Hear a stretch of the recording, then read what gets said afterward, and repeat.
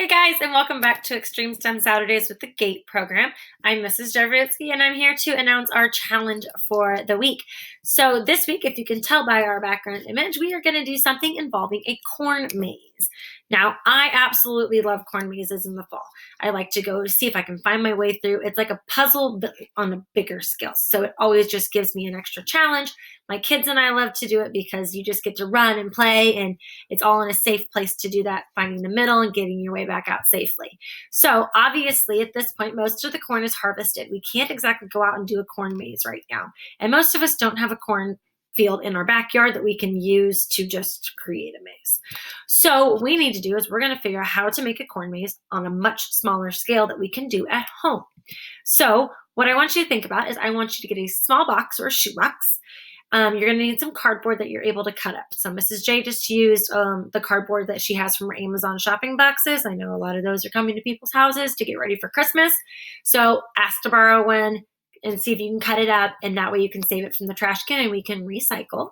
You're also going to need some glue. Elmer's glue works, but I would suggest using hot glue with the supervision of a parent, okay? Don't just hot glue things by yourself because it is hot and I don't want you to get burnt.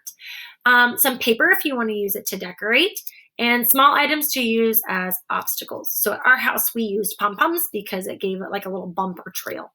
I'll show you in a few minutes. And then you're going to need a small ball, like a bouncy ball or a marble, because that's going to tell you how big your little aisles in your maze can be, so that you can actually get the ball to go through. Because if it's too small, then your ball gets stuck and it's not fun because you can't actually do anything with it. So what I suggested, and the way to start this, is to find your shoebox or box that you're going to use to make your maze. Take in the bottom of the box and use your pencil and draw where you want to put the walls. So you kind of have a layout on the bottom of the box before you start. Then what you're going to do is you're going to take and you're going to cut cardboard to fit those lines. Now, not all of the walls need to be the same height. I did not focus on that. I just worked on getting the walls where I wanted them, okay? I took and wrapped my walls in paper before I actually glued them. I'll show you in a minute. But it is fun to kind of decorate as you go. Find places to put some obstacles, try and give it a challenge. I took and actually used hot glue on the bottom and made like swirlies and things where the ball would get stuck, okay? Lots and lots of fun. So decorate your box any way that you like. We kind of kept ours fun and funky because I tried to make it as a corn maze and my kids kind of took over and turned it into more of a pom-pom maze, which was just fine. They enjoyed it and they have a lot of fun with it, and it's super sturdy. So I will show you our box, okay? So we have the top of the box. This is our box, okay? So you start up here in this corner, and it says start, and you end up here in this little spot right here. I put a dot in there that says finish. It's kind of hard to see. But then we have all these different walls, and if you can see, all of our walls are different heights, okay? So like this yellow one here is really short. This one's taller. It just kind of depended on what size cardboard I had. I reused what I had. So I didn't purposefully go cut up another box just to make sure all the walls were the same. I just kind of kept it. So in our maze, you start over here. You actually have to weave your way through the pom-poms, which is kind of fun because they get stuck.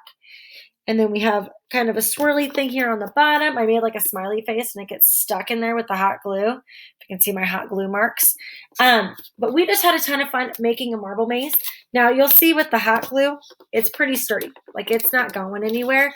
I'm not sure how strong Elmer's glue would be, but you can always find out. And if you have to, you can use some hot glue. But we have a lid on it. It's kind of fun. We added some paper on the outside. You didn't want to put paper on the bottom. Plus that shows you that we just reused a kernel of our box. So it's nothing fancy. I didn't go make a new box out of cardboard, okay? So have a fabulous time making your mazes. I have taken off the Flipgrid link for this one because I see that not a lot of people are posting on it. So instead, share your maze with your family, enjoy your Thanksgiving, and I hope to see you all very soon. Have a good time. Bye, guys.